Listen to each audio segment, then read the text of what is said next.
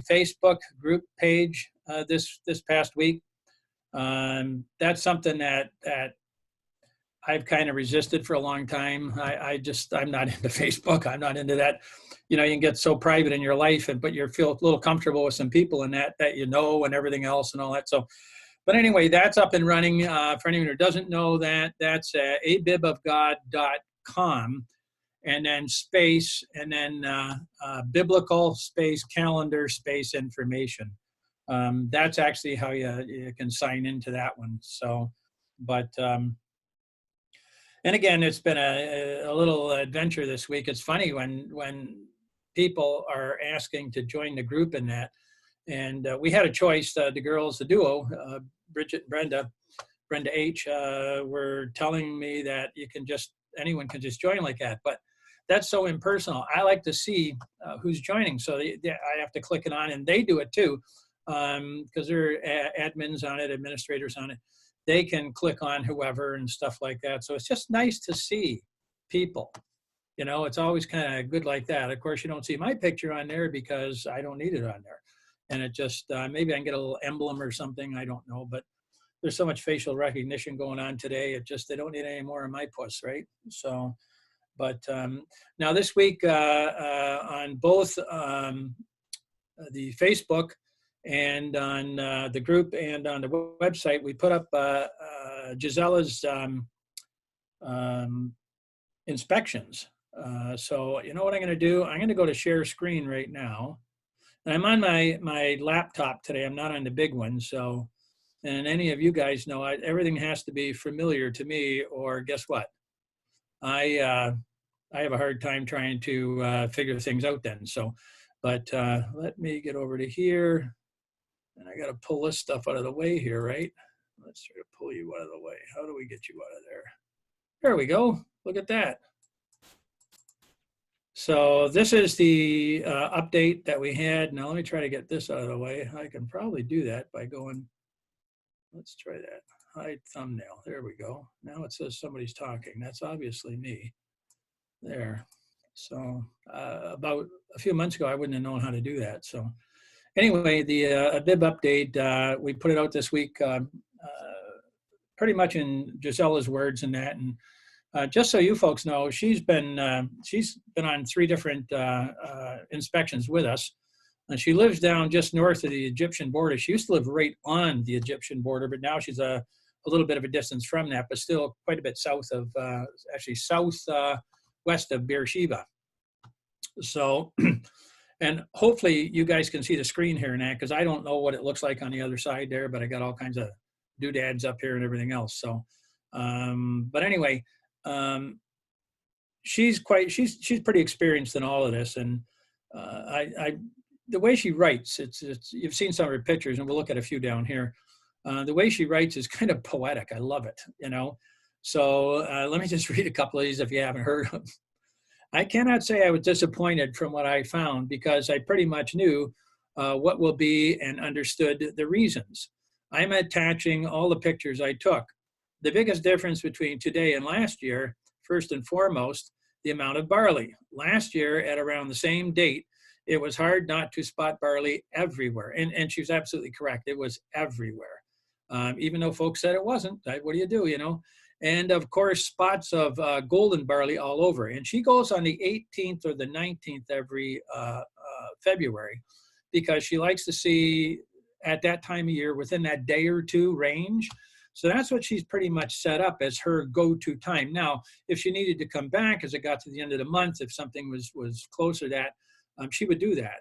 But as you can read, that's not necessary in her understanding and that, and quite frankly in mine too. But there can always be miracles. So, and then she says, today, well, I'm not going to say that I needed a magnifying glass to find barley, but it was hard to spot.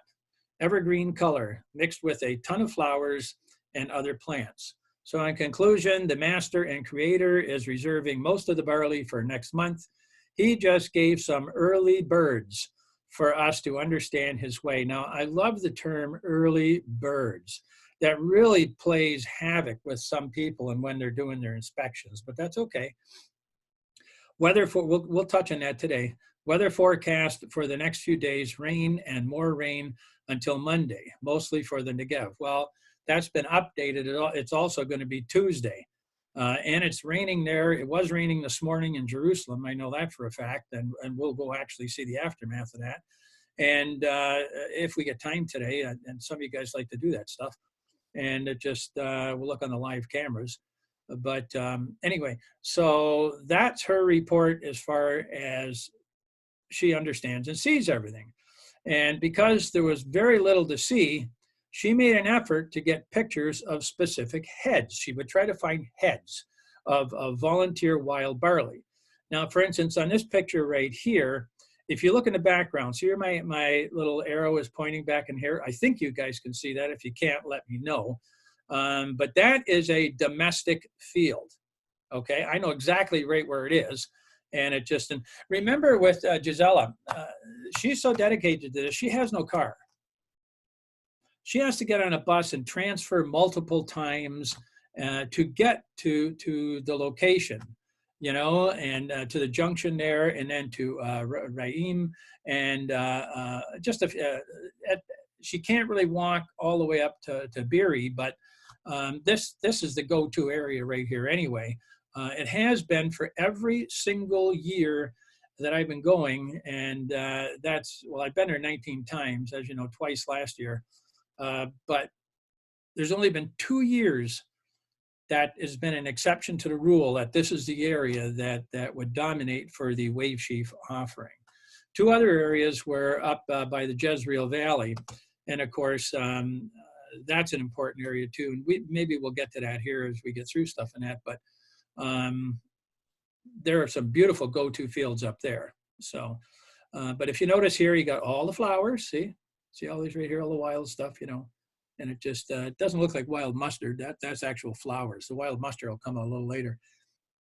It's a little too early for the wild mustard yet, but notice this head right here, and then notice the head over here, see it?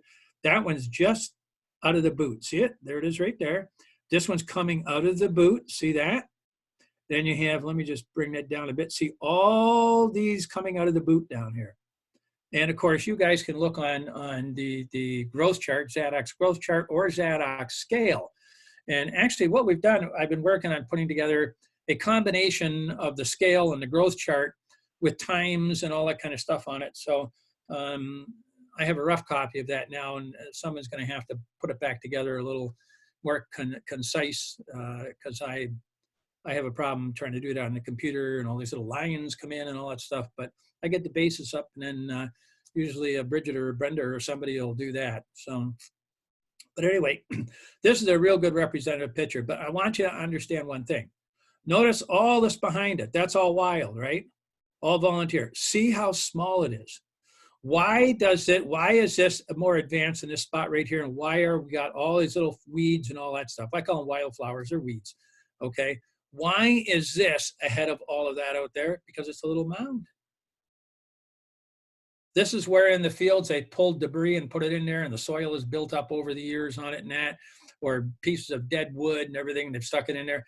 So you have, this is where it will mature first, and follow the parable on that, right, of the sower. And that'll take you to what you call the stony ground. And it springs up quick, but it also dies quick too, as soon as the rain stops. But let's go to this one. This just, she knows the arguments that have gone back and forth about roadside barley. She's been at this for a long time, and living there in the land. I mean, it just, she doesn't live in an area where there's a lot of agriculture. Actually, it's more desert than anything, but she does come up into the areas to do her inspections. And of course she watches for birds and all that stuff too. But notice right here, see, here you have this road looks like a dirt road, but it's really not a dirt road. It's a bunch of debris on top of some pavement here. See it? Okay. And then you go back up here. That's the paved road right there. That's our route. That's called Barley Alley. That runs all the way down from up by Ashkelon, all the way down to the south of, well, down to Egypt, basically. So, and it just all paralleling Gaza. But notice in here, even in this micro environment caught between the 2 pavements here, look how young all the barley is. It's still just coming out of the boot. See it? And of course, here's some of the anemones It's been absolutely a spectacular year for anemones. If you really want to see some beautiful pictures, just type into your browser or your search engine, whatever you call those things, and put in 2020 Negev anemones. And you wait to see the absolute beautiful pictures. It's carpets of red all over the place. And of course, some of us have been sending pictures back and forth to each other. We've been watching all that because around that grows the barley. And we've been seeing how really young and juvenile the barley is, except for the exceptions. And the exceptions are the ones where it grows, where the weeds grow, you see? And where do the weeds grow? The weeds grow in the stony areas that no one's really using, okay? It's another good picture right here. See, you can see them. That's not flowers that are back there. That's just sun on those, all right? But notice these, they've just come out of the boot. See them flowering? See all these little things sticking off? Those are florets. Isn't that amazing? See, there's nothing in that head right now. It's just fertilizing right here. So when you see a green head like that sticking up in the air and these little florets on it, you know this thing ain't going to be ready for quite a long time, okay? But notice all the rest of them down here coming up out of the boot, right? See them? But that's what happens when you get into a little mound like this. And this is a mound in here. This is a little area that just things are thrown into over the years, okay? And of course, Gisela, she understands all that stuff. Now here's a picture she took just from one of the areas there. And you can see the anemones all in here, some more of the wildflowers down and through here. But look how young the barley is. It's all the flowers are towering over it, okay? And you can see barley right here. This is barley. See it?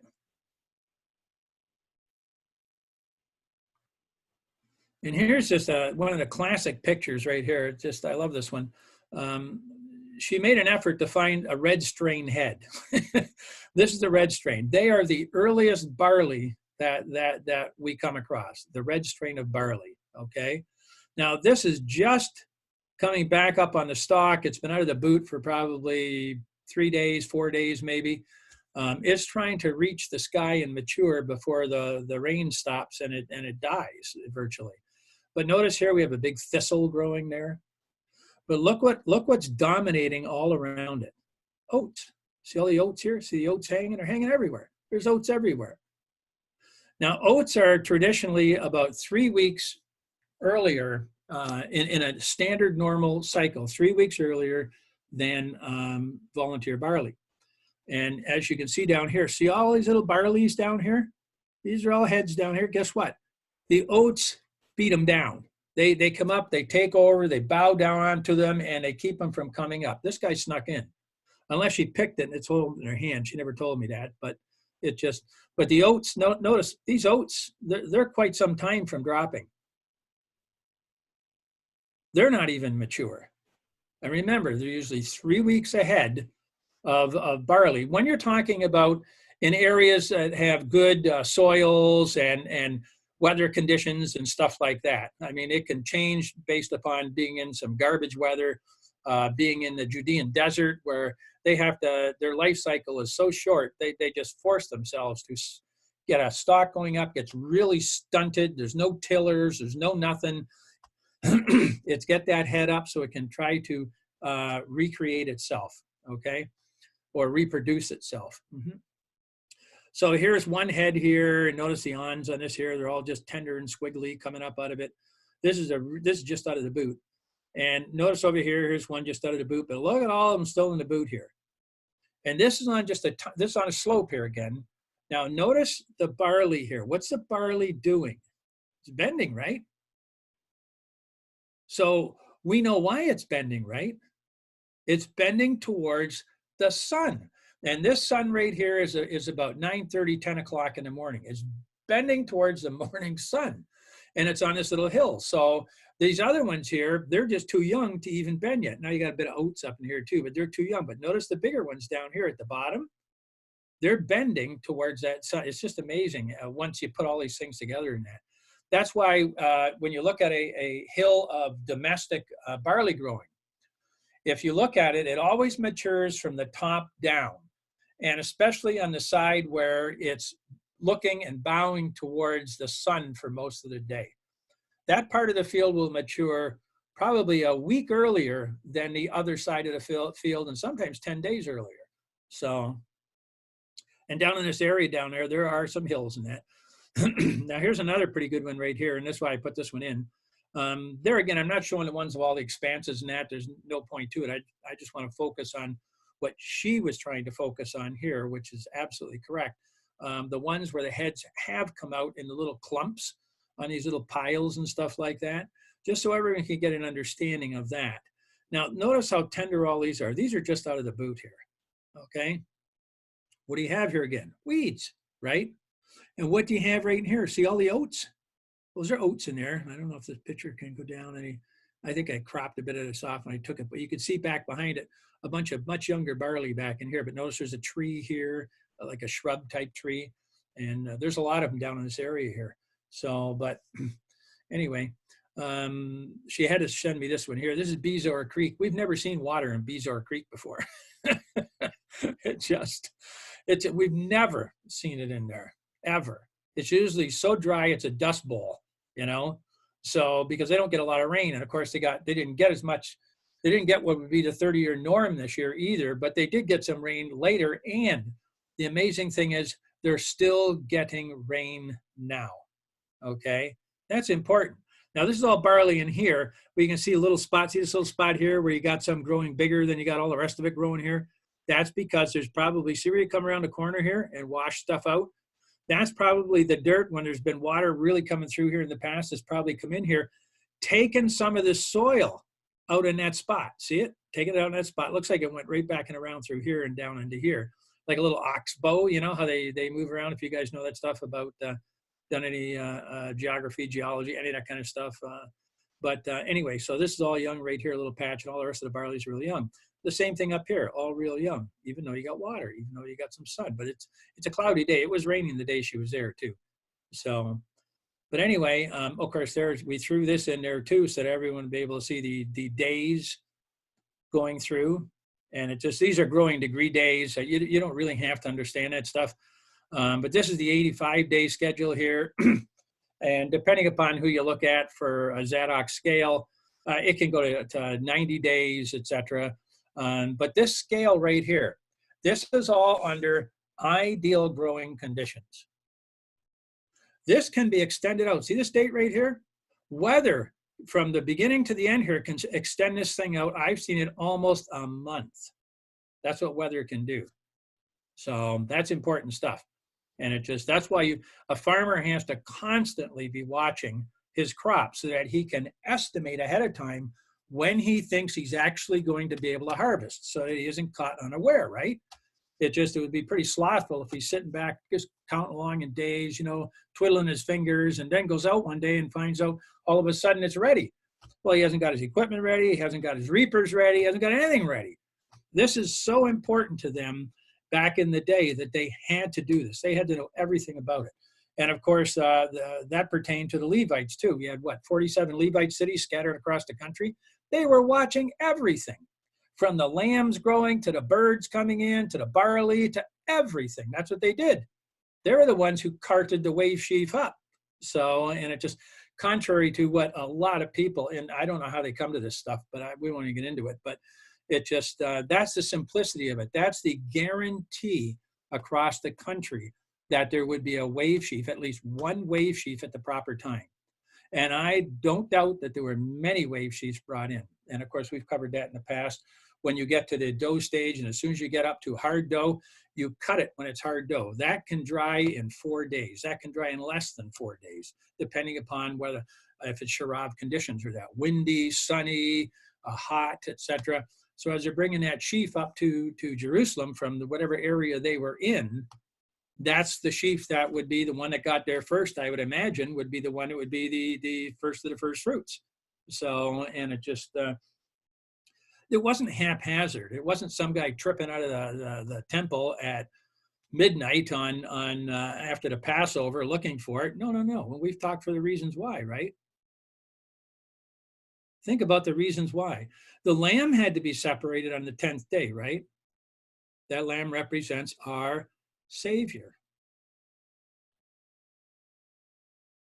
he's also our wave chief, right?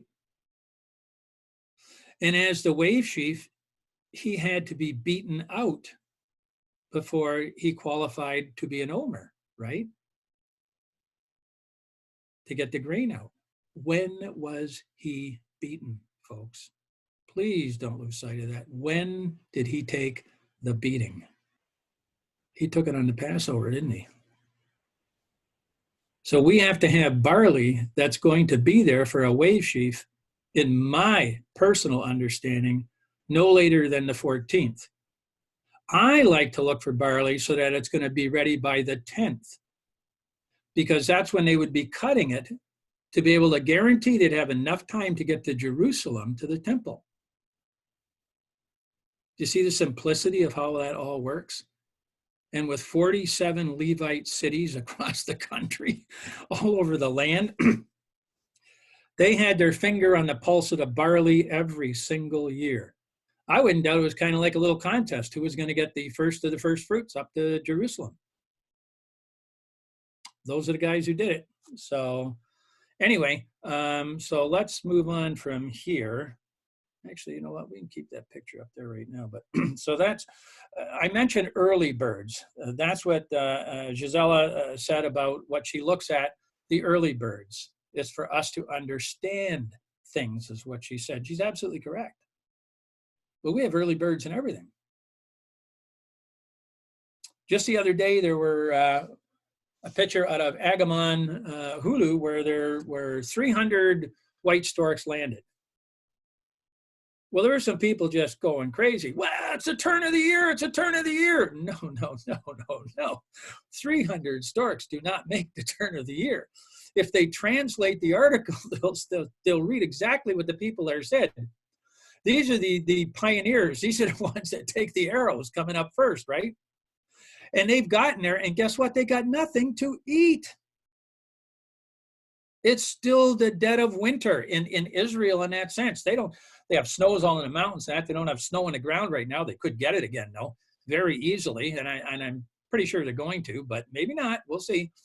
But they have to arrive when there's all this just massive amount of frogs that have already laid all their eggs and everything else. As remember, white storks are meat eaters.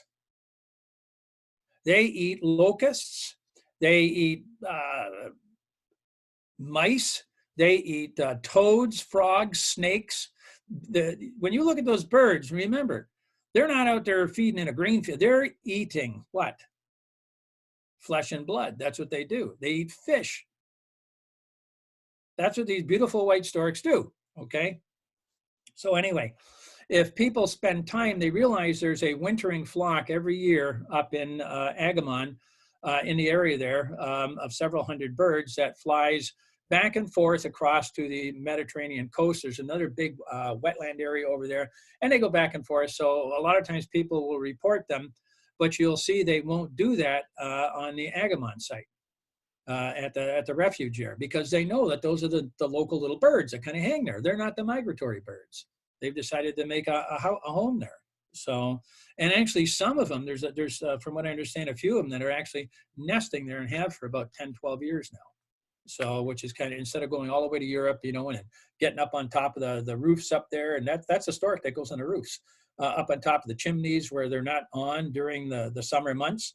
They make their big nests up there, and then the guy's got to go up, clean all that off and everything so that he can have fires during the winter when they leave, after they leave. So, but there's early birds and everything. So we don't get excited over early birds. And it just, I know some people were sending me pictures of barley and head, you know what I mean? But it was completely surrounded by, it was on clumps, but it was completely surrounded by absolutely juvenile barley, you see? And it just, and in one picture, there were some oats that had already started to drop on this one mound because it was more stone than it was dirt. So, but don't be soon shaken by any of this stuff. It just, we've looked at, I can't tell you how many pictures, dozens and dozens and dozens of pictures and videos from the land, and we haven't seen anything yet. Okay, and I do say yet. Okay, we don't tempt Father, we don't tempt our creators by saying this, that, or here and there. We wait until they absolutely make it defined. Okay, and early birds do not define it.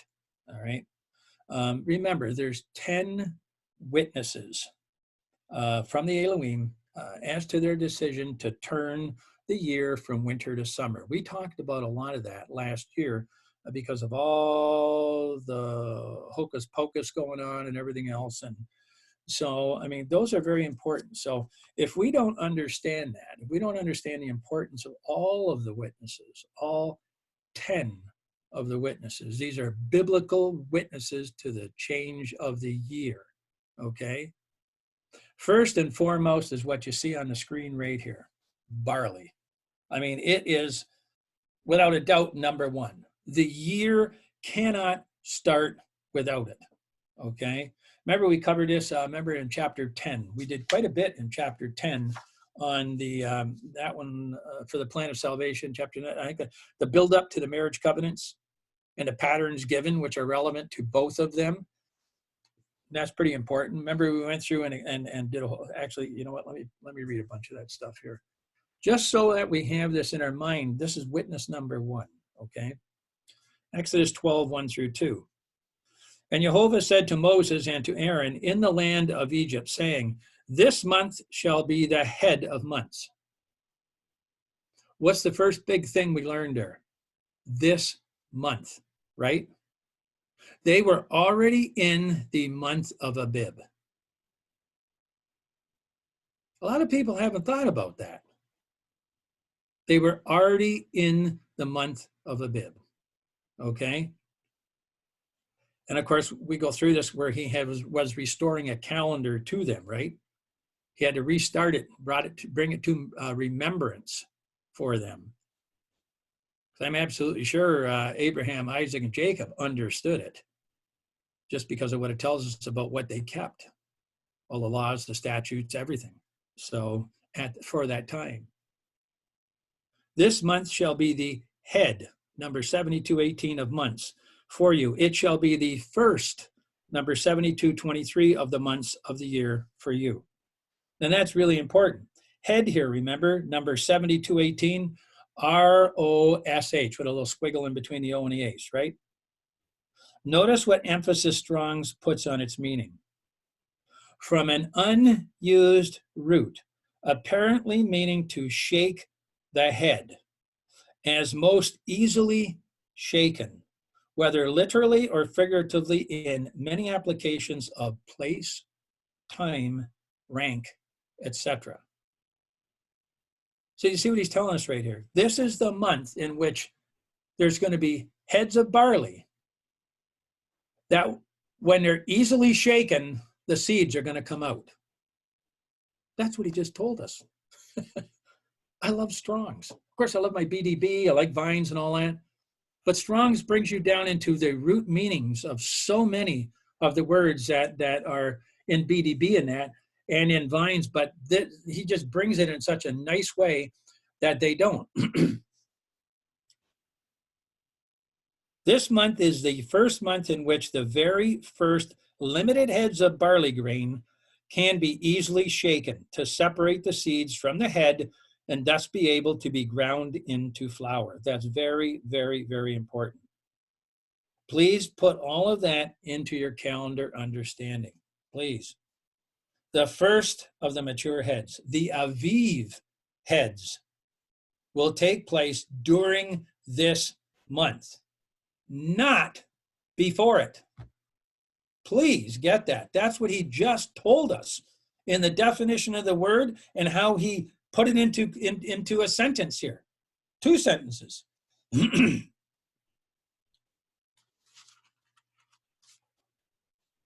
not poking sticks. I'm just telling people what it says here. I'm telling you about the hope that is in me, all right? The Brown Driver Briggs says of it, head, as in head of man, head as seat of vision, chief over others, and the sum of the essence, the essential content of matters. So the sum of the essential content of matters of this month. Excuse me. What's the essential content of the matters of this month, folks? The Passover, The days of unleavened bread in which the wave sheaf has to be waved. That's amazing, isn't it? That's the words that are used here are stunning when we really look into them, right? Don't take it from anybody else. Don't take it from me. Look it up yourself, right? These are identifying markers and clearly visible signs to when it is, when the month of Abib is, okay? This is the time and place where our Savior becomes the tree of life to native Israel and eventually to us as we are grafted into it. I mean, that just gives me chills when you think about that stuff. I'm thankful they failed for all the right reasons. You see, otherwise we wouldn't have been able to be grafted in. That number has to be completed, right? Satan's been allowed to deceive their thinking, so they would not understand the significance of the month of Abib and what's contained in it, how vital it is. It's essential. The visionary information as to the plan of salvation. It tells us how it all starts and who it starts with and what it's all about and where we fit in. That's where the count to us starts on Wave Sheaf. Those of us who are going to be grafted in. He took a beating on our behalf. Native Israel didn't have to have that beating. Didn't have to happen. Became necessary, though. And of course, we cover all that in the plan. What is there, like 16, 17 chapters to that now? And I think that's going to, I don't think we're putting any more out. So, but anyway, there's no doubt what the name of this month is. It is the most important month of the year to the Elohim and to their plan of salvation. The name of this month of most easily shaken heads is Abib. And Strong says that's number 24. And Strong says it is from an unused root meaning to be tender, green, a young ear of grain, hence the name of the month of Abib or Nisan. And here's where people go absolutely daffy on explanations. They're saying that, like, for instance, right this month, there are green heads of barley in Israel. Is that what it's talking about? No. Watch the definition, how this all works out when you understand it all. Remember, here a little, there a little, you put it all together. And again, most of you guys know this stuff. I know that. The BDB says of it, fresh young ears of barley. It becomes very obvious when understanding the essence of these two descriptive signs, okay? The one we just read and the one we previously read, okay? Which occurred during the month of Abib, that this month will be the first month to have quantities of Abib barley, enough for a wave sheaf offering, being surrounded by a vast majority of unripe fields of green ears.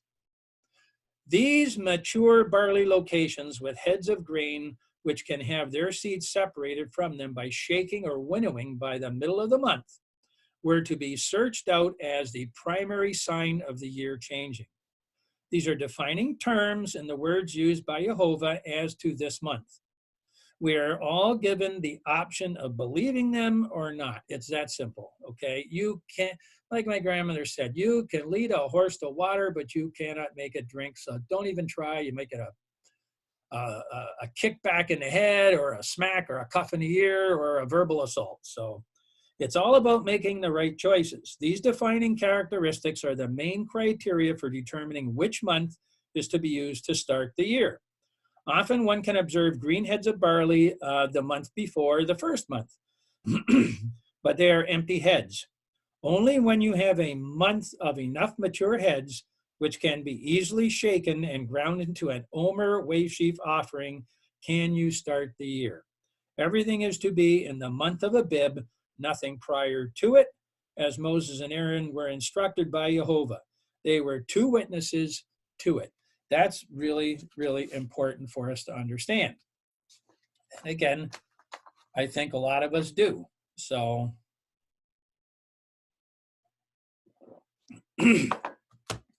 a sip of tea. But is barley the only criteria? No, it may be the main criteria, but how do you work out not falling for the early birds? Well, first, knowing how they grow and where they grow and why they grow there, you know that's not an acceptable example of what the harvest is going to be, because the vast majority all out there isn't anywhere close to it, right? But in the stony soil, what does it do? Pops up real fast. Remember the parables. This is all instruction for us, okay? Most people who read those, they think, oh, what a nice little parable. You know, well, that's life to us. So, number 2, lambs. By the 10th of the first month, they were separated from their mothers. That's so incredible when you think about it. Now, how old were they before you could do that? There's a minimum age. I'll give you a second to think about it. Not that you're going to be spilling it out, but think yourself. 7 complete days. Isn't that amazing? There's that rascally number 7 again. 7 complete or perfect temin days. Okay? That's the minimum requirement for a lamb. Now, that's going to be a pretty small lamb, you see? But that's the minimum requirement, just like there's a minimum requirement for what? For barley. Leviticus 2:14. See, you have minimum requirements for the 2 major elements that are all in that month, that the whole month is surrounding around. And both of them represent what? Our Savior.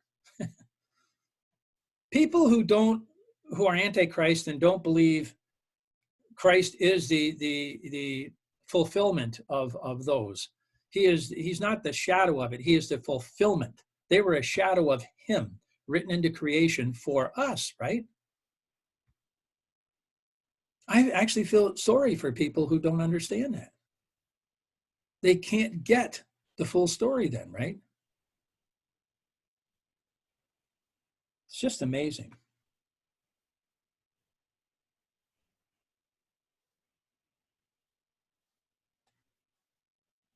There's a bunch of stuff we could get into on lambs, but we won't do it. We try to document that, okay? And you like to get a lamb, like I say, a little older than 7 days, because remember how that's all set up? Each father's household, you had to consume the whole thing, and if you couldn't consume the whole thing, you would invite your neighbors, and of course that's a prophecy for the Gentiles and all that, but we don't need to get into any of that stuff right now. But anyway, so that they could feed on, internalize the body too, you see, the lamb in the household. So it's completely internalized. There's a set number that will completely internalize the lamb, all right? So there's 2 witnesses right there, number 1 and number 2. Now we have 3, 4, 5, and 6 that we're going to look at.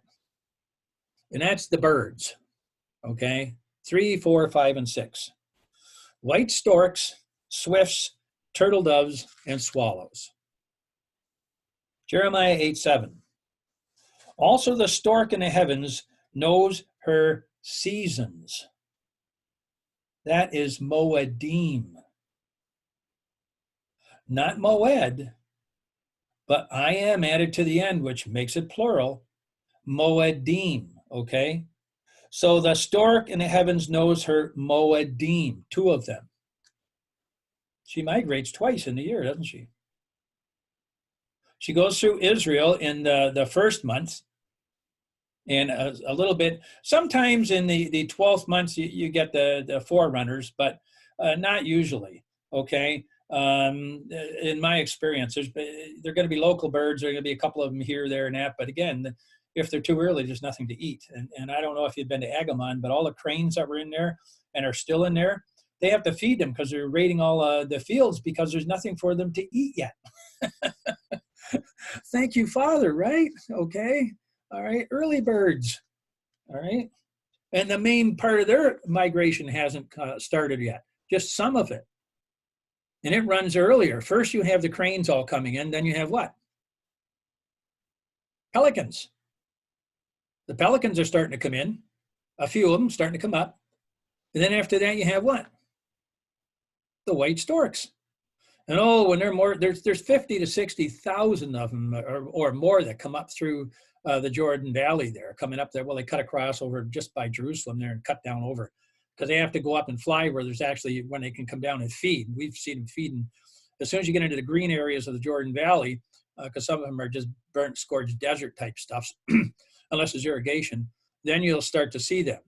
And there's a notch that they swing through the Judean mountains there and come back and across and then go down. It's absolutely beautiful to watch.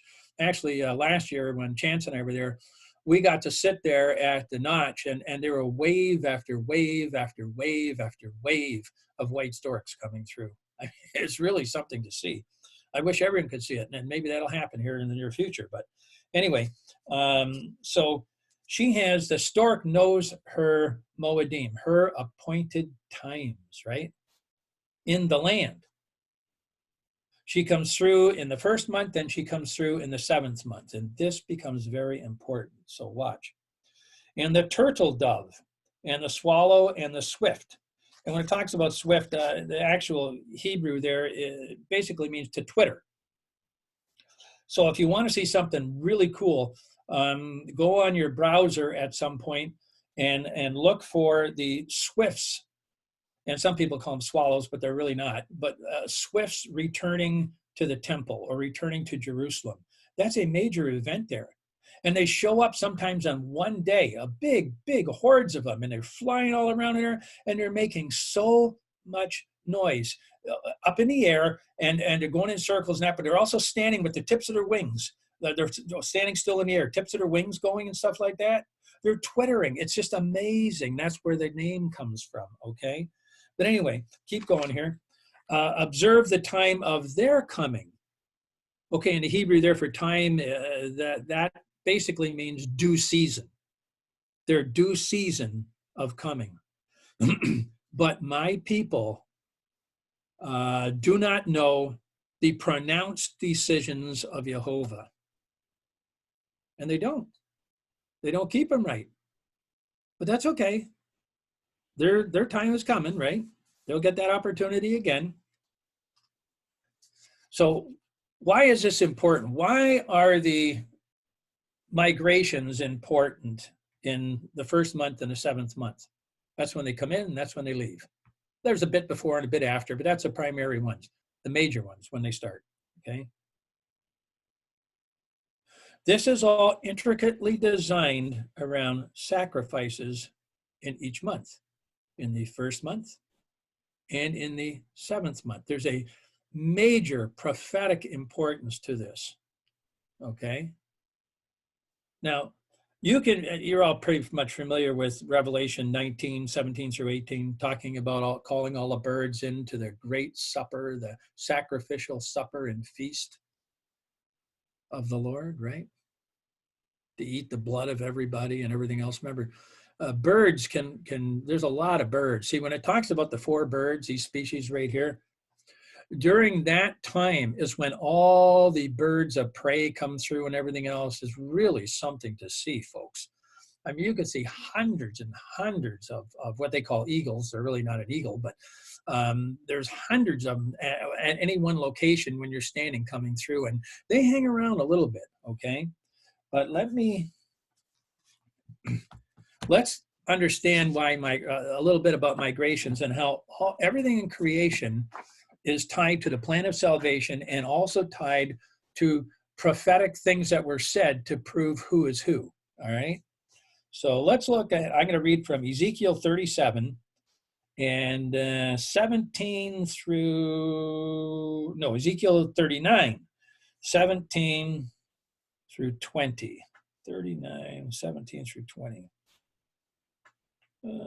Oh, yes. And this is out of the J.P. Green interlinear. And you, son of man, so says Adonai Yehovah, say to the bird of every wing, not just one. He's talking about all the birds. Every bird will eat meat. It'll drink blood, just so you all know that, okay? Except for hummingbirds and stuff like that.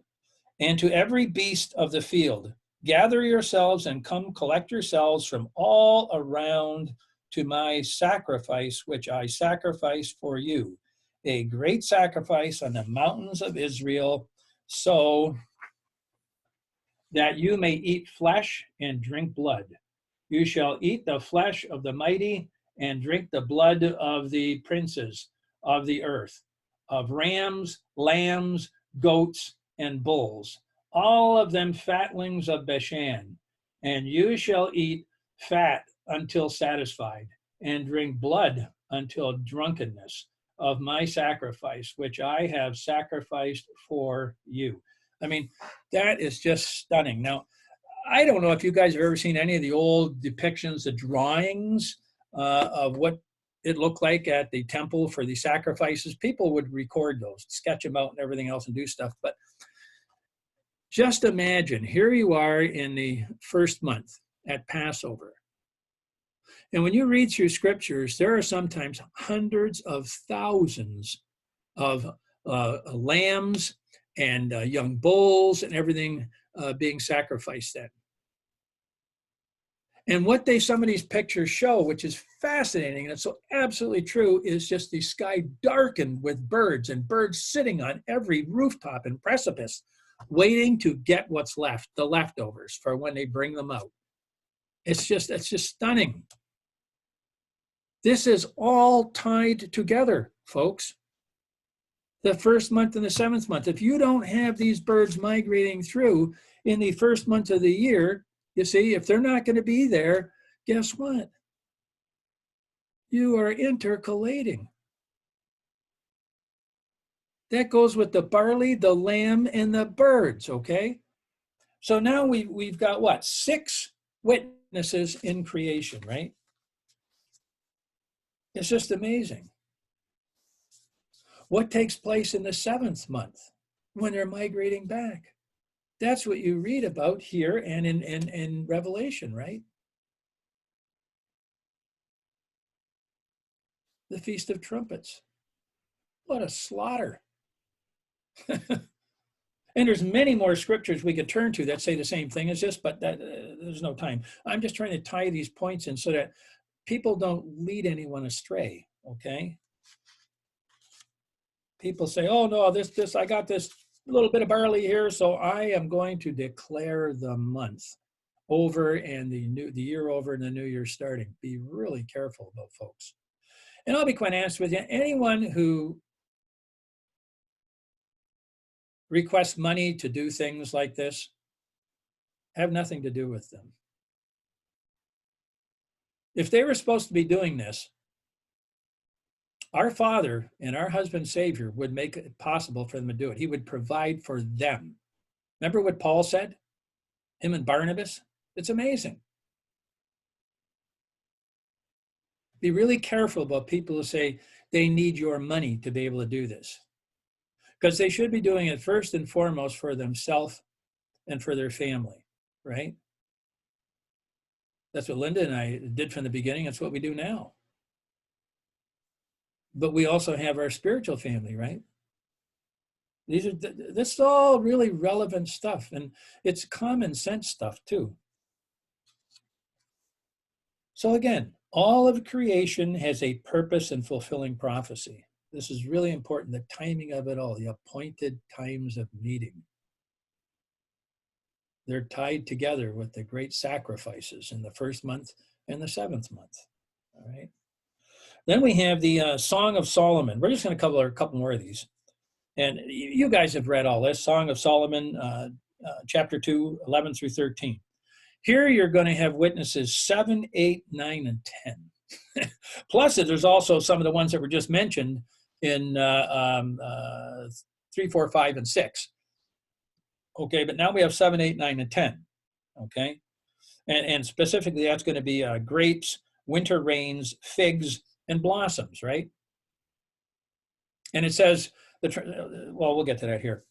For behold, the winter has passed, is what a lot of translations say. Well, that's not the best translation, especially in this context. It could 2 better ones are, is transitioning, and the word could be used for that, or for behold, the winter is covered over. You can use any one of the three there, just understand the context it's being used in, okay? The rain has passed. The best translation there for word 2498, the rain is. Now, first of all, has isn't in there. Is actually in there, okay, in the Hebrew, but you can use has, you can use a few other things in there, but you can, just like English, you see. But anyway, the rain is hastening away. Because you do have rain when you're going into summer, right? Of course you do. It's a lighter rain. It's not the crazy winter rains and snows and hail and all that, unless he's punishing you like he did last year on the second feast that was kept, the one that was kept later than the one I kept. Oh, if you haven't seen what took place at that time, they had snow on Wave Sheaf Day. Are you kidding me? That's a month after we kept it. And I'm not, again, these are signals from our Father and the Elohim to say to us, whoa, if you did it wrong, correct it right now. I'm going to show you, you know. They don't go to the feast to have the pilgrimage feast, all those families to have it snowing on them, right? And hailing on them and raining on them. Then you go back, anyway, it doesn't matter. Because ours were just beautiful days, the days that we had, okay? Now, continuing, it goes to itself, or it departs to itself, the rain. It's slowly hastening away. Well, actually, you don't slowly hasten away, but it hastens away to where it came from. That's what it means when it talks about to itself, okay? Or whence it came. The flowers, in the actual best translation for that is blossoms, okay? Because there's a lot of flowers that come up in the late winter. Okay, but we're looking at blossoms, and of course that would be blossoms of specific trees. And I see people talking about almonds. I've had that question come up a couple of times. No. Almonds blossom in the winter. Okay. Let's hear that again. Almonds blossom in the winter. And then they move their way up through the 12th month.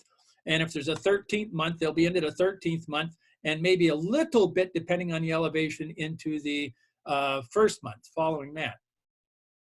But it's usually a 2-month stretch that you'll find almonds in.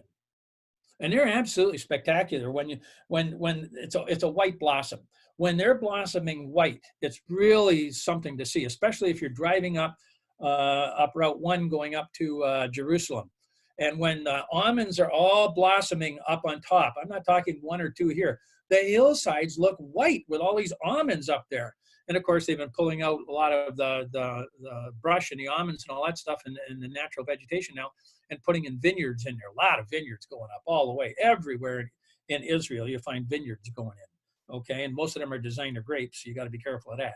So, because they're really, really modified and crossbred and everything, and of course, genetically altered in some cases, different genes put into them in that, to make them come at a certain time and resist certain droughts or mature at a later date, whatever. You know, that's why I call them designer grapes. And it just, anyway.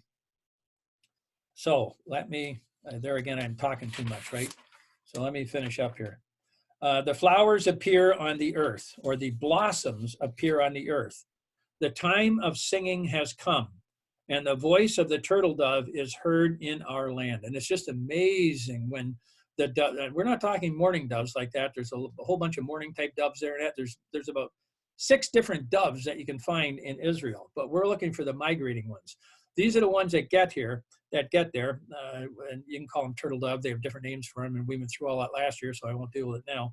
The turtle doves, and you hear them. It just, they wake you up in the morning. It's absolutely beautiful. Lots of them cooing and everything else and that whole bit. But we're not talking just a few. We're not talking the native doves there. We're talking the ones that fly in. And it just, because watch, this is what it says. And the voice of the turtle dove is heard in our land. And that's basically, it says, the time of singing has come. Now, keep reading on here, Brian. The fig tree, spices, it says. That's what a lot of translations have in it. That's 2590. That just simply means puts its fruit forward to ripen. That's all it really means, okay? Her unripe figs and the vines, that's grapes, give a fragrance in blossom. So what are we told here? We're told that we have these other signs now. We have grapes, we have figs, right? And what else? Winter rains, right? And the blossoms. So that's 7, 8, 9, and 10. So now we have our 10 witnesses, but we're not finished with them yet. Remember, patterns in creation and in prophecy, it's all dual, okay? They all are connected. You can't unconnect them, all right? Isaiah 18:5 is what we're going to be looking at. But first, to be able to understand how Isaiah uses words and talks in specific words in its context, we're gonna go to Isaiah 5, verse 24. Okay, there's a specific word here that we have to understand the context of it, and you'll see why. So as the fire devours the straw, and the flame burns up the dry grass. Now, that's the language of what? Straw. Some people translate that as stubble. That's not stubble. Okay, that's not what it's talking about. 71, 79. All right. Now, it could be stubble from what? From being too dry, right? Snapping over and stuff like that. It's not talking about a harvest here, and you're going to see why when we get back over to another chapter here. So as the fire devours the straw and the flame burns up the dry grass, and some people have chaff translated there, but that can take you off course a bit as to timing. That's making it sound like the harvest is already over and it's already been harvested, right? Stubble and chaff. That's not what it's talking about here. All right. But that's the language of grain, right? Either way, whichever one you want to use, and one's right and one isn't.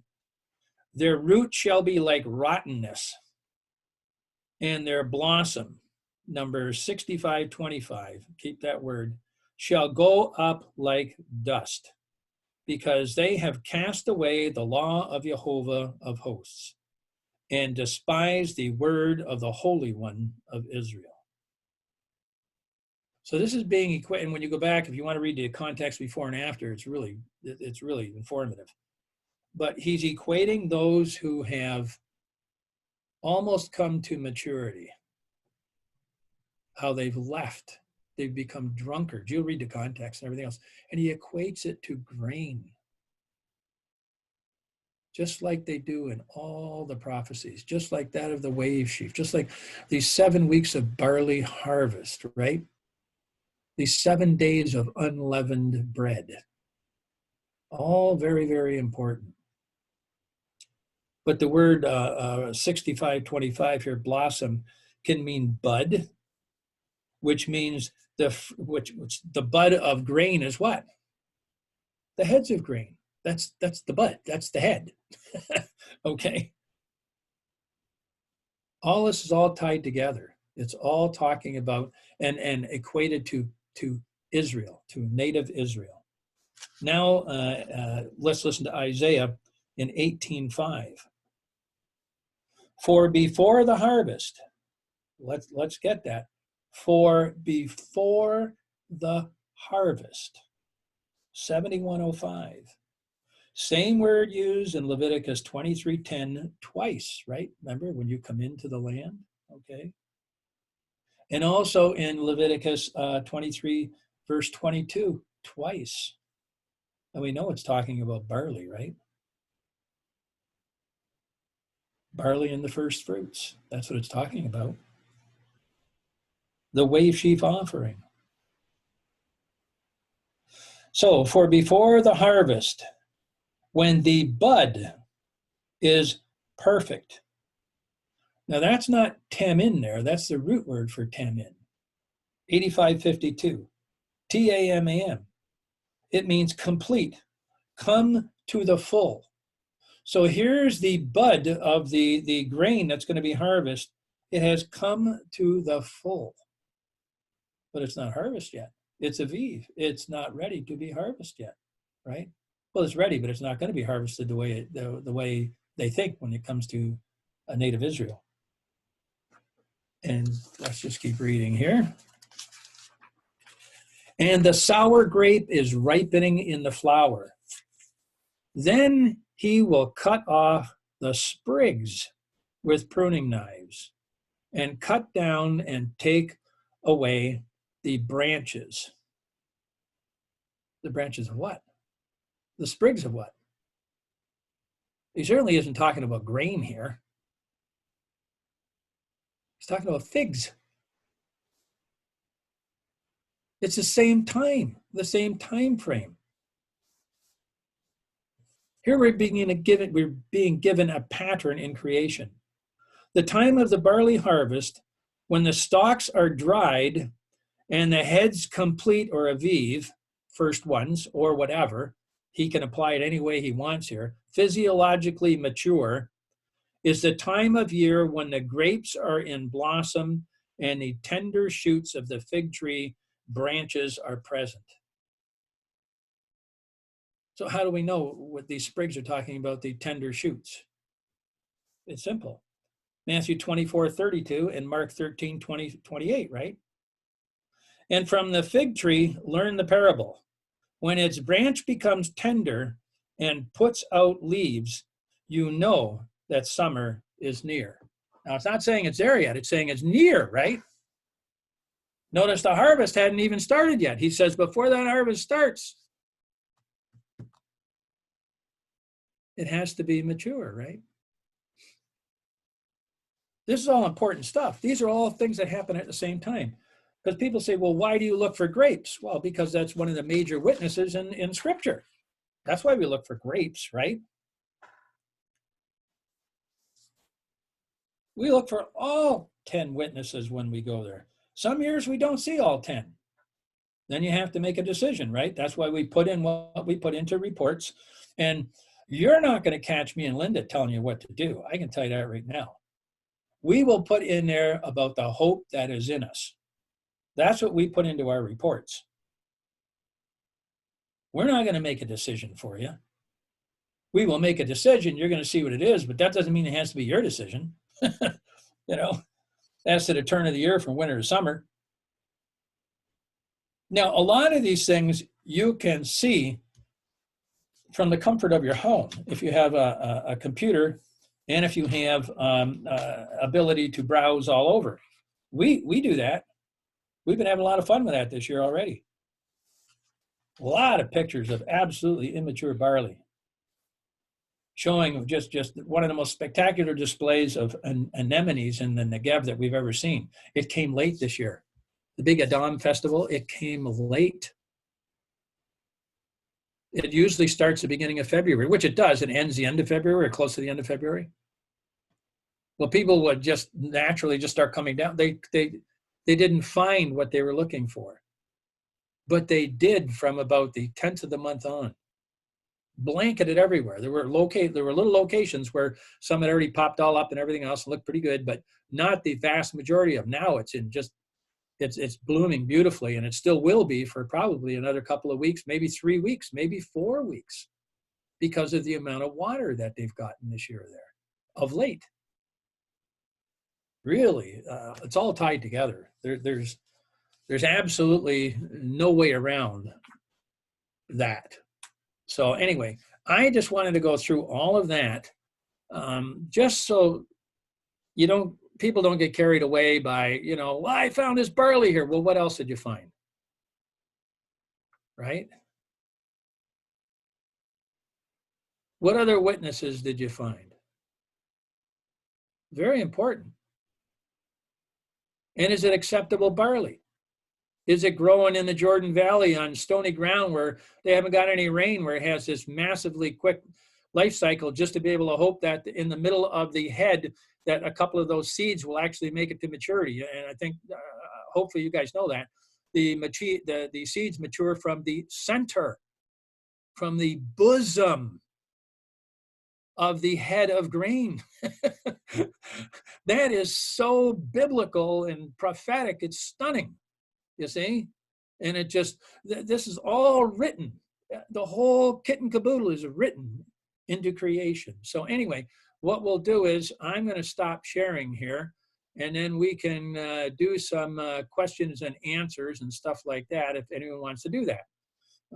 Or take a breather or do whatever you want. I need a sip of my tea. So everyone can unmute themselves now if they have a question, or you could ask in the chat as well.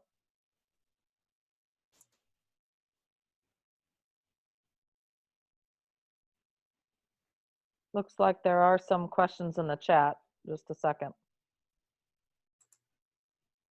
So how do I get them, or what are they? How many fields have you looked at so far? That's one question. Well, we're not in Israel right now, but Gisela looked at 4 of the primary areas that we usually use for what we would consider a wave sheaf offering.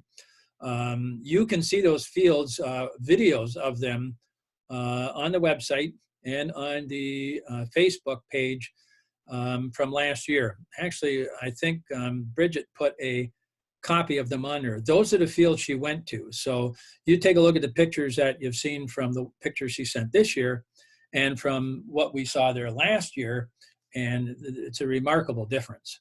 It's a stunning difference. So, but just maybe I should just announce to everybody right now. Linda and I will be leaving tomorrow. Okay, we'll be landing sometime Monday, and what we're going to actually, we'll put this up as an announcement tonight or after this today on the website and on the Facebook group page there. It's still taking me time to get used to that, you know. So, but anyway, Tuesday we're going to give a complete full report from all our fields from north to south. We'll start in the south probably and work our way up through the central, and then back up around through the Jezreel Valley and back to all of our early fields up there, and work our way probably back down through the Jordan Valley and then back up into Jerusalem. It's going to be a long day. But that will probably be that end of that day will probably be the start of the next month.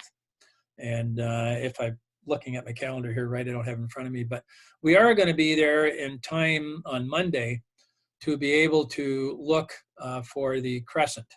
There's a 98% visibility on it based on what we look at. That may be different from the most of you guys, but 98.2, and you usually have to 112, you usually can see it, as long as there isn't a lot of haze or anything else. But if everything is really clear and everything on Monday, which apparently it doesn't sound like it's going to be, but who knows, we'll see. We'll look for that, and if we do see something that night, obviously we'd let everybody know. We know exactly where to look and everything else. So, and we've done it so many times from there. It just you just have to be in the right spot though too over there. There's some certain places you just are not going to see it, even when it's visible. You have to be at the right elevation. You have to be looking in at the right perspective at the Mediterranean, and it has to be, you know, your haze line. Actually, you know what? Maybe we'll look at a haze line later on here, so you guys can actually see if you've never seen the haze lines there. Well, maybe we'll look at the one that was there tonight. I'm sure there was one there tonight because of the rain they had and everything else. But in case it breaks up, then we'll take a look. We can go and do that. But no, so we'll look at those. And we've probably seen, I would say, pictures of 35 to 40 different locations so far this year. Nothing has been close yet. But again, they're not looking in our traditionally early fields, some of them. Gisela did. She went down and she looked at 4 of them. And as I think I mentioned earlier, in 2 years out of the 18 years that we've been going, 2 years, some fields up in the north central part of the country actually were the wave sheaf fields. They beat the ones in the south. So I don't think that'll be the case this year, because we'll find out though. Because they may be big and tall and they may have some green heads. But remember, when you get all the kind of rain, they were plastered with rain up there. When you get all that rain, what does barley do? It grows really big, thick stalks, and it tries to reach as tall as it can, like the Tower of Babel almost, you know. but it tries to get as high as it can before it puts any effort into the head. The head will be out, but it's not putting any effort into putting starches into that. And it'll have a lot of tillers. There'll be tillers, or the beautiful translation on a lot of that is sisters, right? Many sisters coming off the same root pile. Now, this is all, it's all in creation, folks. I ain't making this up. So, and in the years where they get all the water, overabundance, and up in some of the fields that we're going to be going to, they've had 120% of what they normally get by this time. That's a lot of water. So, and that sends the roots don't go deep, they go wide. You see, if they weren't getting water, what would the roots do? They would go down, right? This is basic agricultural principles. So when you get a lot of water, the roots spread out sideways, and all these tillers start coming up from the bottom where the one stalk is there. Some of them come out of the bottom of the stalk, some of them come out of the roots. These are all sisters. That's why in the wet years, you'll walk through barley and you can't separate it. It's all just intertwined and everything else. That's when you know you've got a wet year. Okay, so we'll be up looking at them. But anyway, it puts off production to the head. It wants to grow all these tillers and everything else, all these sisters. So that's going to be just one plant has a bountiful harvest, all right, all these heads. But, and most of them won't make it, but some of them will, okay? The main shoot will, all right? But it's like a little competition going on, imagine it. So, but that's what we look for up there. We'll go look for them up there, and we'll let you know. But and we'll take all the pictures and the videos and everything else. And what we're going to be doing, we decided to stay for a little over a month this year. And what we're going to do is we're going to take videos of all the areas that are traditionally our early areas, or if we hit some, we're going to also take time and go spend some time in a few other places too, okay?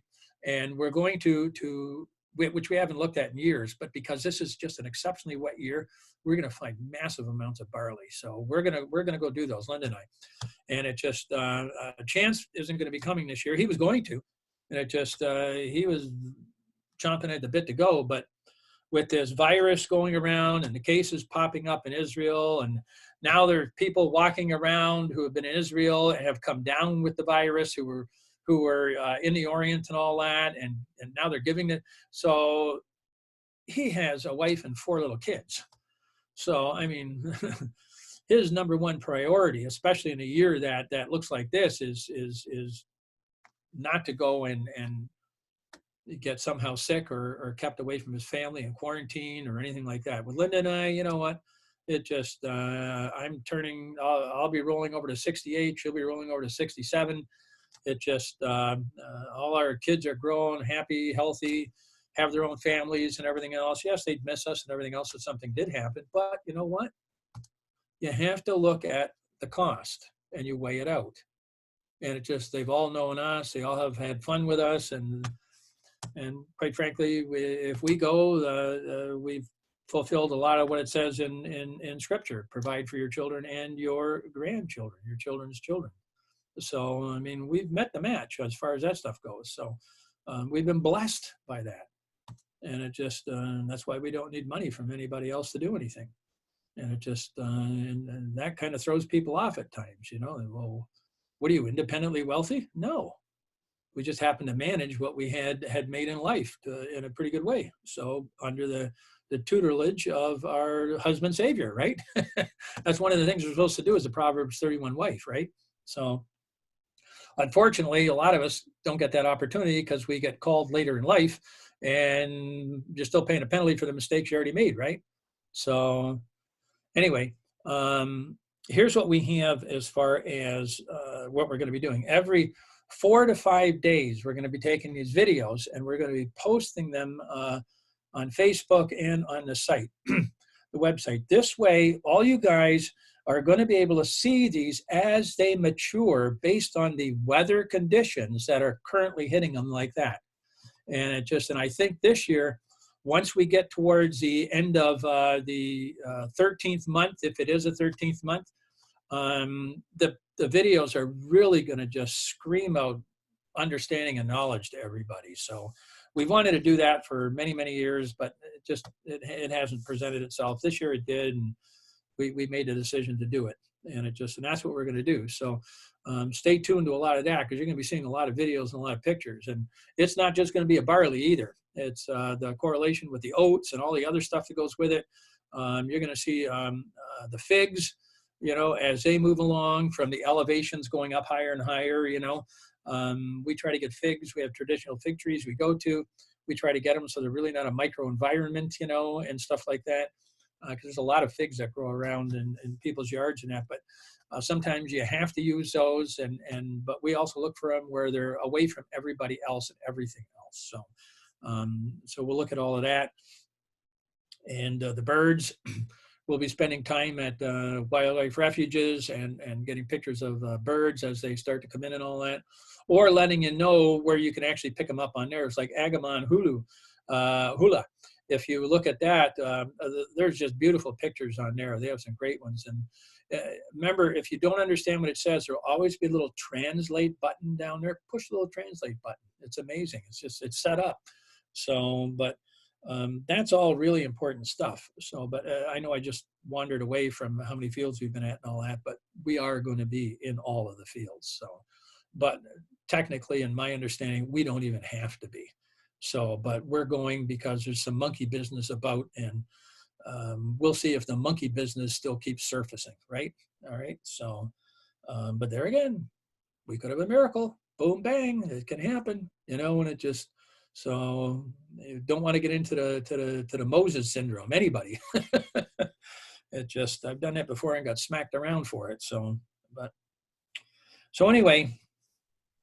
That's any other questions. Let's look at if there are any other questions, etc.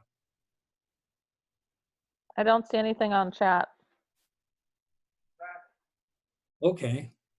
Well, and what we'll do is when we're over there, we're going to probably get some pictures of some of the ritual baths. They call them ritual baths, but there's where they would go and get clean. They would immerse themselves in water and that. This was a requirement when they were coming to the pilgrimage feasts, right? All these, just imagine this, families coming up and everything else from the south, the north, the east, and the west, and they're all coming to Jerusalem. Of course, they had to have weather to be able to do that. If they had roads that were impassable, that's not going to happen, right? That's the spirit of what it is, You keep it out of the wrong day, out of the wrong month, though, and I can tell you, the Elohim are going to smack you senseless, and I've seen it happen many years now, all right, regardless of what the naysayers say. We have to follow the Lamb wherever he goes, okay? That's what we should be doing, and that's what Linda and I do, and if you're part of the body and stuff like that, see, we can be, here's a wonderful understanding. We can be sons of Father, but that does not make us what? Part of the bride, right? Because we have to be chosen by Christ. See, called by Father, drawn unto Christ, chosen by him. If he chooses us, he may not. But that doesn't mean we're still not sons of Father, right? I mean, these are kind of deep things, but they're things that we should know, and that's why sometimes it's a little easy to tee off on someone. I'm guilty of that, but I try not to tee off on someone who I think is a brother of Father, or a sister of Father, whichever way you want to look at it, or a what? Certainly not part of the body. See, not all the brothers and sisters are going to become part of the body of Christ, right? Many are called, few are chosen. So these are simple, and this is all tied to agriculture, right? Is the whole harvest chosen for a wave sheaf? Absolutely not, right? No. So, and they come everything in its own time. It's 7 months that are allotted for the harvest of the barley. 7 churches of Revelation. I mean, just keep going through it all. It's all pertinent. It's all tied together, right? So anyway, we'll try to get some pictures of stuff like these areas, these bath areas and that. And there were 2 opinions at the time. Imagine that, right? One that was when you got to enter the city of Jerusalem, there'd be all the guys or the hucksters there who would say, oh yeah, you got to wash right here, go in and wash and clean up, and then you can go in and all that. Of course, it costs you money, right? And then there was the other one where they would have places further out from Jerusalem, but it would be at a place like where you would come up by the Mount of Olives, let's say. And all of a sudden you come up by the Mount of Olives and you look out and there's the temple, right? I mean, the awesome beauty that would have had in the minds of those who were making that pilgrimage feast there, that travel, that trek to that. That's what they were there going there for, right?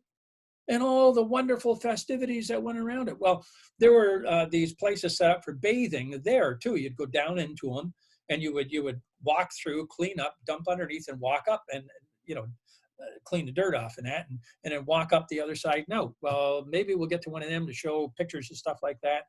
And of course, it's not necessary for salvation, but it talks about the symbolism there.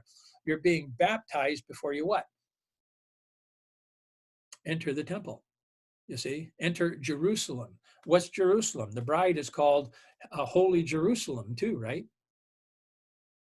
They're all tied together. You can't separate them. So this is the beauty of it. And this is the things that the Spirit reveals to us through the association we have with Father and the association that we have with our Savior and husband. So two opinions, once again, and stuff like that, but it doesn't matter. Both of them were cleansed, but then some of the guys who were at the gates of Jerusalem there, they would say, oh, no, that didn't count over there, and they try to suck them in and let's do some more money right here, right? Beware of hucksters in anything that has to do with your salvation. Be really aware from them. There are some really rotten ones out there. They look so wonderful. They got the sparkly teeth, they don't look like us, they got diamond Jim Brady up here, and or they got these little monkey hats on, and they're running around in their garbs and all their everything that they wear. And it just, just look at me, right? Give me your money, they say. Oh, yeah. So anyway, I'm getting carried away here. I shouldn't do that. But you can make light of that. Christ made light of it. He made light of it all the time, didn't he? Oh, he mocked the Pharisees, didn't he? And the Sadducees, but mostly the Pharisees. And he really liked to mock who else? The scribes, right? They're the ones who are supposed to be recording everything. They're the ones who are supposed to have it all right. They're the ones who were entrusted in writing it all out, right? The scribes. They were supposed to be masters of the law because they're the ones who had been writing it out.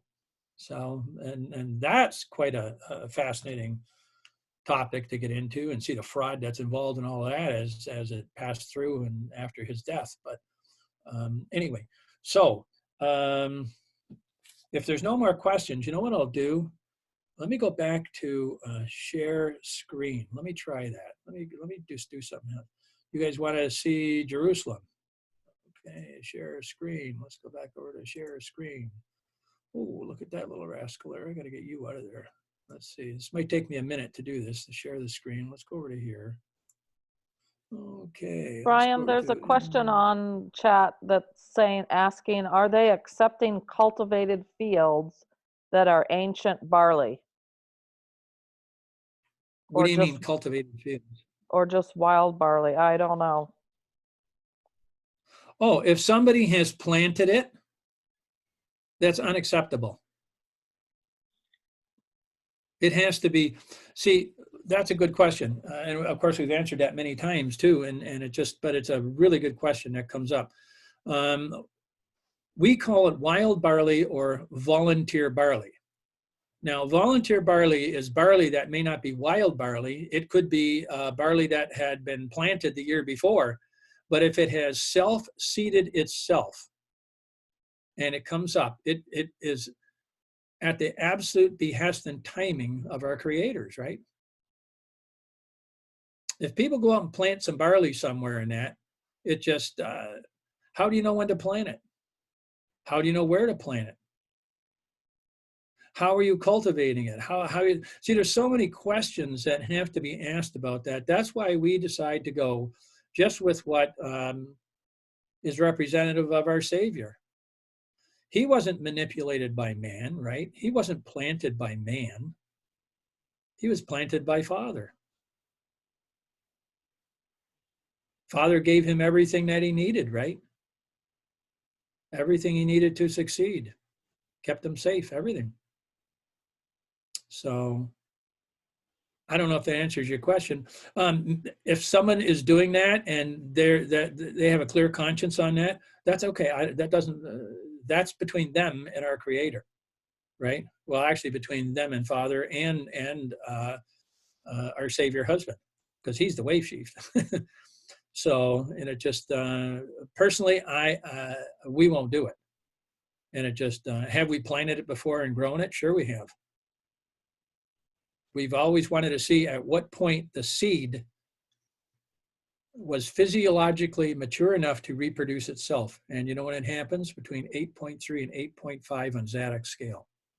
And we've proven it many times. Actually, you can see in the booklet, we show some that was 8.3, just a bit past it. Skinny little things, you know what I mean? That's because they hadn't filled out yet. That's what that the rest of the 8 does. When you go to 5 and then 7, and they're filling out, okay, with starches. At a little past 8.3, I brought barley home, we planted it, and it sprouted beautifully. And you'll see pictures of that in the booklet, and they might even be on the website somewhere too. So, but Brian, anyway, I we hope that have answered your another, question. yeah, another question about, do you think they didn't plant it in Bible times? Oh no, they I was planted it. just, yeah, I was just in the middle of writing back there, but you can answer it. I was going to reply to him,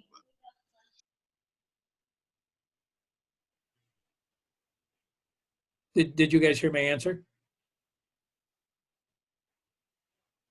Yes, they planted in biblical times. They didn't plant. Let's get that correct. They sowed. What grain do you plant? wheat. That's right. Absolutely. You plant wheat. Because Isaiah tells you you plant wheat in rows, but you sow the barley and the cumin, you sow it, you scatter it, you throw it, right? Over ground that you've turned. But wheat, he says you plant in rows. Very important, because when did they plant the wheat? They plant the wheat, that's spring wheat. They don't have much spring wheat left, and I don't even know if any's grown in Israel anymore because of how fast it dries out. So they do winter wheat, right? They put the wheat in October or even up into November. The wheat isn't as hardy as barley. But then, winter wheat, it can start to germinate and then it stops and it just holds because it's been genetically modified and altered and everything else. The wheat that they had back then, there were 2 types, right? And we've been over all that recently in some of our Zoom stuff, right? Emer is the mother of all wheat. That's the wheat that we actually use for eating here. And it just, it's has the same chromosome count as barley. And then you have a transition one in between, and then you have it where the wheat was bred with spelt and everything else until you get to the modern red strains and all this kind of stuff. And but so the reason they planted the wheat is because they had temperature and weather well enough to do it. They planted it in rows, but they didn't do that once again with the barley. The barley, they would just turn the clods in the field, break them down, and then they'd sow it, just like they would with cumin, right? Or cumin, whatever you want to call it. So that's a good question. Yeah, that's all in Scripture. I mean, we've got it all written out. I mean, there's no time to go to that today because people are probably getting a little tired right now. What have I been going here, an hour and a half? And I want to get to something here to show everybody something kind of important here. Well, I think it's going to be important. But is there any other questions? So I can put this off. You guys are the guys with questions.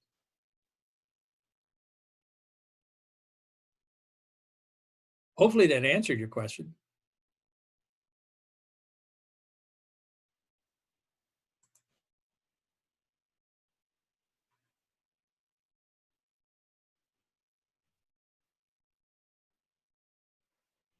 Okay, let me get this out of here. I'll pull you back over and up into there. There we go. This is a lot. This is in Jerusalem. Brian, there's a question there again from the same individual. Just wanted to clarify a statement about if it's plant is it unacceptable. I think he's just confused in the fact that we don't use the domestic barley for what we use to determine the start of the year. We use the wild or volunteer barley. Thus, it isn't man manipulated. It's God growing. So I don't know what kind of an answer he's looking for, but I just wanted to kind of point that out. Well, that should answer it right there. Yes. The only time we ever use any type of domestic barley is if it has self-seeded itself. If you have a field, for instance, and they don't do anything with the field, they just let it go. And next year they harvest it, and of course some of it falls all over the place, and or if they don't even harvest it, it falls. The following year, I would use that. I don't have to use it, but I don't see a reason why you couldn't use it, because it has germinated, and nobody stuck it in the soil. You see, it's on top of the soil, and the conditions that existed have made it so that it could put a root down and everything else based on the weather conditions, that the meteorological conditions for it to grow. So I wouldn't have a problem with that. But anything that has been planted by man, manipulated in that year, that is planted, we don't use. Now, there are brethren who use that. And if any of you, most of you guys know, who have followed the reports for all these years, we actually look for those fields for folks who use that. We don't care. It doesn't bother us. I mean, if that's the information they're looking for, we will report it to them, like we did last year. And then, of course, one of the Antichrist Nehemiahites decided to throw some monkey wrench in, right? Totally took something out of context. But that's the only way they can do it, to twist you around, right? I've been at war with people for most of my life. I hate it, but I'll do it. Maybe that's one of the reasons why I've survived all these years doing the inspections. I don't care what people say. I really don't. Because this is all about me and my family and other families who have joined in our understanding together, and we enhance each other, and we try to speak for the hope that is in us. If that doesn't sit well with somebody, don't look at it. But when they try to take your words and everything else and twist them around and tip them upside down, that's evil. Pure evil. So beware of that too. And the only reason I say that is because I don't want to see anybody get tripped up. It's easy enough to get ourselves tripped up all by ourselves, right? We don't need some minion of Satan doing it too.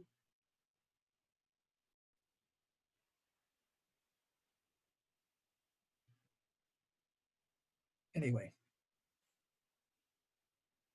So here we have the imball. Let me show you this right here. First of all, well, it's not too bad right there, but we're not going to be able to see a good picture right there. Actually, let me go and show you where you're going to be able to see the moon here on Tuesday night. If it isn't seen on Monday night, but Tuesday night, you're going to see it. Remember this big building here, right? Here's another building right here, another taller one here. Then you get this other building over here on the horizon, right? Let me see if I can send you into full-time big here. There we go. Now, see between this building here and this line right up here, that's sunset. You're going to be able to see the moon right over here, right over there, okay? Right in that spot. That's where you'll be able to look on Tuesday to see the moon. So this is kind of a nifty little tool here. And actually, the more times it gets used, the better it is, because the in-ball will probably be thinking, wow, look at all this, we're getting all this activity. That's great, wonderful. That's economics, right? So anyway, let's just go back here a bit. Let me see. I want to click back a few here. By the way, this is the Mediterranean over there. Oh, that's what we were going to do. Let's go back there. Whoops. Let's go over to here. Let me pull you over. Let me see if I can get this. There we go. Okay. See, the sun is down right now. See this all up in here? See that haze? That's over the Mediterranean. Okay. On Monday night, the moon is going to be right in around here somewhere. Okay. Low. It's going to be fairly low because it's so young. But you see this haze, if that haze comes up higher, which it does very often, okay, and of course if there's clouds you won't see it, but if that haze comes up, by the time you'll be able to see it, it's on its way down, right? Because the sunlight is still blocking it out. So you'll be able to see, and I don't know if you'll be able to see it on here. I mean, if you could zoom the thing right in, you might, but you can't really, because you can't control the contrast. If you can control the contrast, then you'd be able to see that the differences in the shades of the gray and the white, right? And that's when you would actually see it, okay?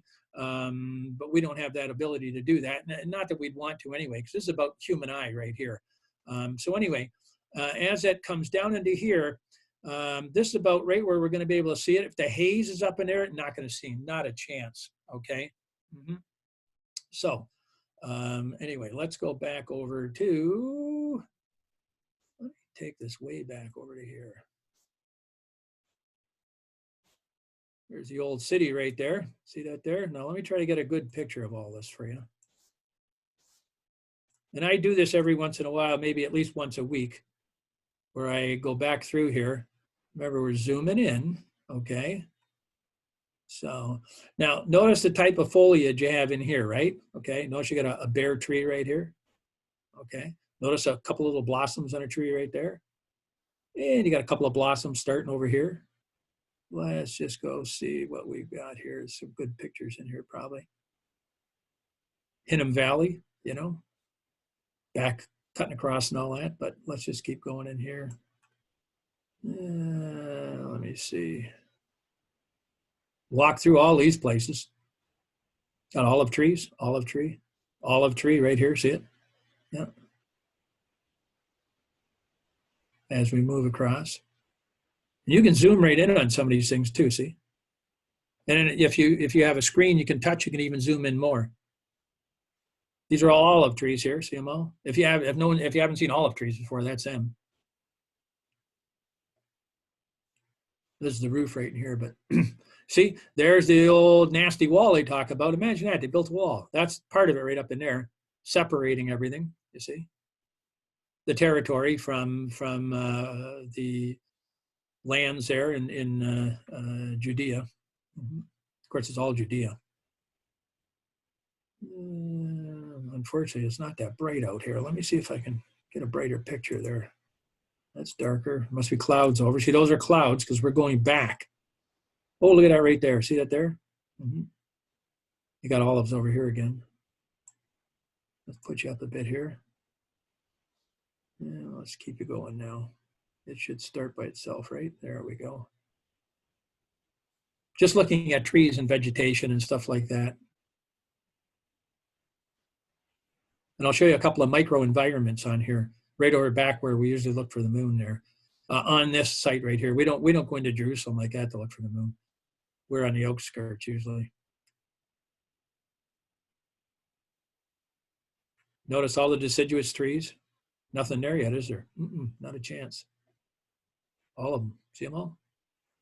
And a lot of those are going to be your, that's not a fig there, but it's going to be a fig tree, or it's going to be almonds, or it's going to be pomegranates. There's a fig tree right there. See it? That's fig right over there. That's fig. Pretty bare. That's a fig right there. Nice big fig. Another one right there. Nice big fig tree right there. Okay.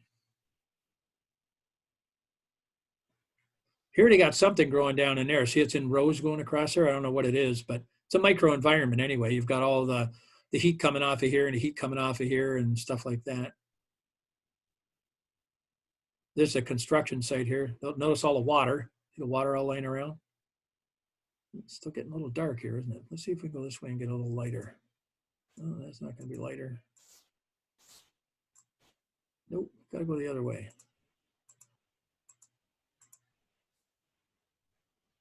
There are so many ways you can tell what's going on in the land. It's just amazing with the technology we have today. See, that's where it was raining. Oh, look at all the water here. See it all on the top here? That's from today. That's all the water. That's the rain they were having. Look at it all in here. Yeah. Let me see if we can get a brighter picture here earlier in the day. Yeah.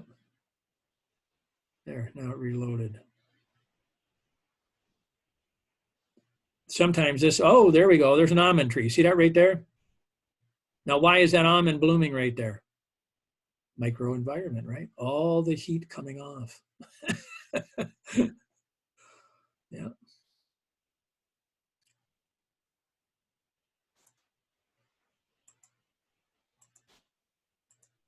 I'm just clicking through trying to get to a brighter time.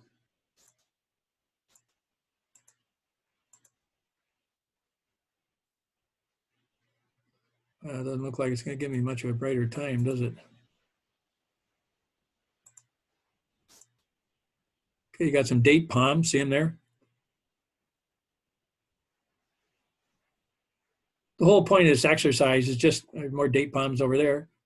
Is that you can actually go and see things in the land on a whole bunch of different mediums and stuff like that. It's amazing.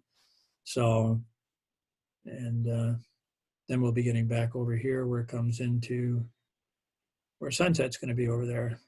Let's go back up into that again.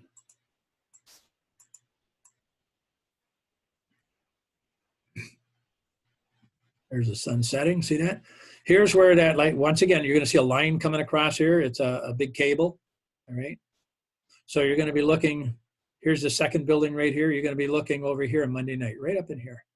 Of course, my little doodads are up in there. I don't know if you can see them on my screen, but they're up in there. So you're going to see it right up about here somewhere. So, yeah. And you can back that off a bit so you get more of a sky. I've got my little lens here, my little computer here, and the big one, I get a much bigger view of it all. So, but that's looking out over the Mediterranean right there. Okay. And then you're moving up to the north as you're going this way. So anyway, that's it for Imbal, right? So let's get on a stop share here, right?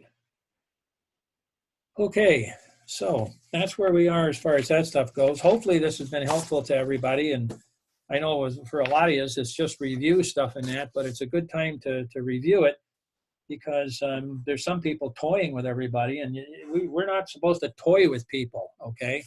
And it just, you know, say, let your yes be yes or your no be no, right? Don't give these old, oh, well, maybe, and this and that and here and there. And it just, oh, look what I found here. I cherry picked this, you know. I've seen pictures from a bunch of people who have put those forth and really not given a good explanation of what they are. So, and they should have, shame on them. So they know the difference.